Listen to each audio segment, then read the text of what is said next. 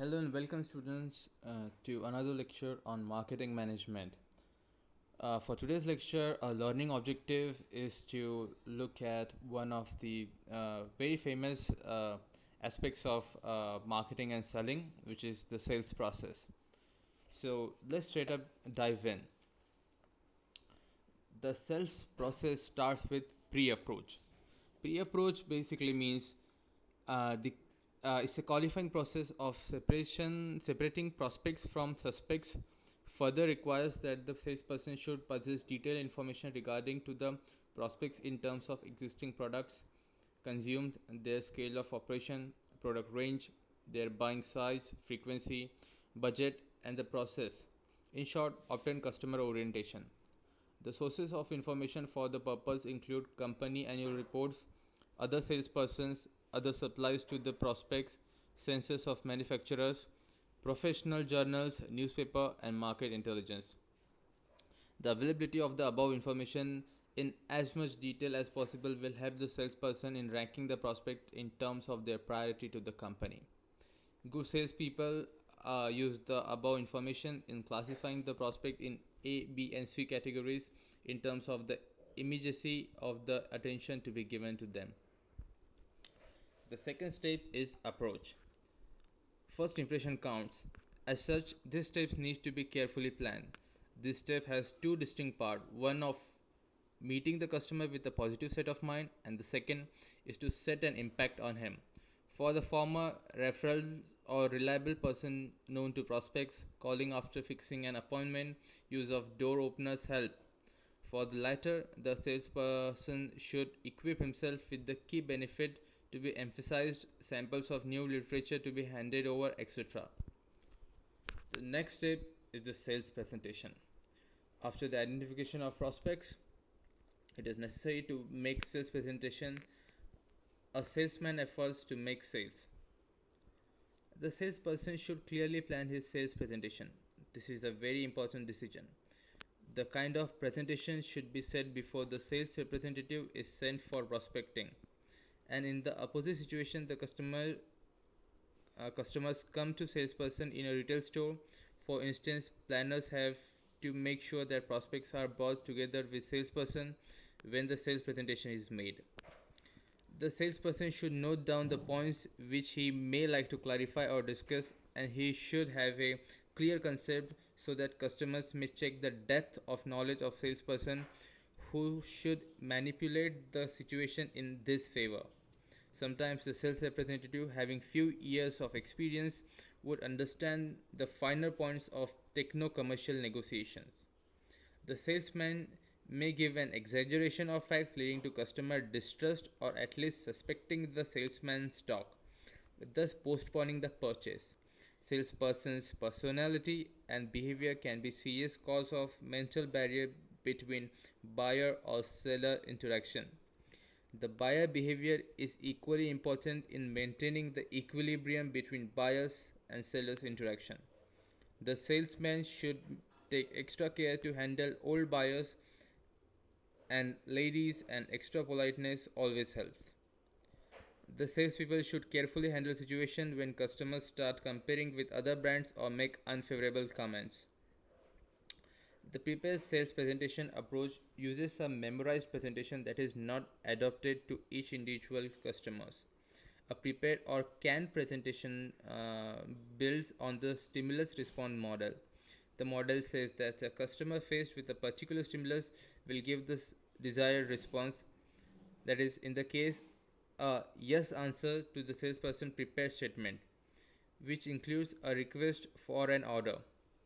If one trial close does not write, the salesperson tries another prepared presentation and attempts another closing.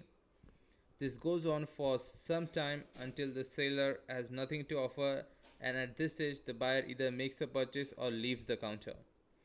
In modern selling, firms commonly use the canned approach where the prospective sales is low in value and only a short presentation is practical.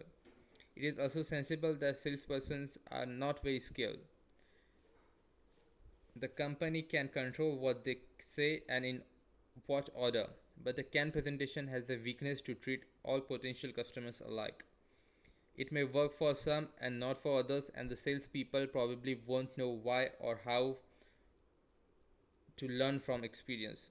A prepared approach may be suitable for simple order taking, but it is no longer considered good selling for complicated situations. The next step is handling objection. It is in the last phase of the sales presentation step that the prospects start expressing doubts or raising objection, whether relating to price, need for more time to think, satisfied with existing product, supplier or product quality claims. These doubts or objections should be welcome and they should be answered with confidence. There is certainly no doubt that this would satisfy his needs. The ability of the salesperson of mind reading of the prospect's objections and reactions is appreciating. The golden rule for handling objections are: welcome the objections and show respect to the prospects, and do not argue with the prospect. Even when the objections raised are half baked or trivial in nature, the salesperson should handle the situation tactfully. Only in extreme necessity should a salesperson ask the prospect to adequately explain his problem. Even under these circumstances, courtesy should not be lost sight of, and while the discussion is on, the salesperson should start recounting the benefit of the product agreed upon and lead the prospect to make a favorable decision. In order to be remembered that handling objections sharpens the selling skills of the salesperson. Closing the sales is the next step in the sales process.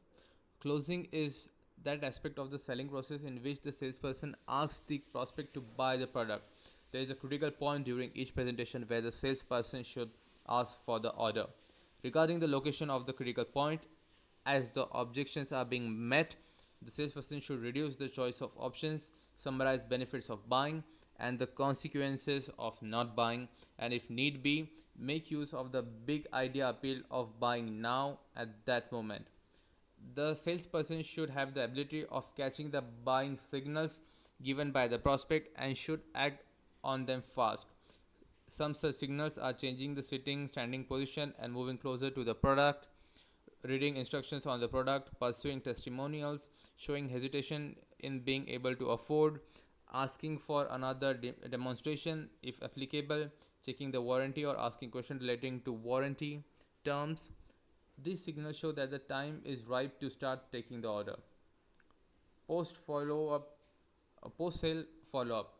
That's the next step in the sales process. The selling process does not come to an end by writing the order. A few repetitions reassuring the benefit of the product keep the customer sold. Follow up provides an opportunity to ensure that the product is being rightly used and, if necessary, to re explain the methods of using, handling, and storing of the product when not in use. This builds favorable feelings and nurtures strong buyer seller relationship. Post sale follow up not only reinforces the customer's confidence in the salesperson and his company but also tends to keep competition out. This also helps generate repeat business, and valuable word of mouth is a good source of feedback too. And as for the last step of the sales process, the salesperson should bill the customer and collect the payments. So, although the above steps of the selling process are essential in spirit, these may not always be followed, and this could be partially because of A. The selling situations involved. For example, in the case of internal order taker or retail salesperson. B. The first three steps of the selling process are generally not applicable as the salesperson such that he can ignore or assume some information. Or C. The seller's market of the product where customers generally queue up to get the product.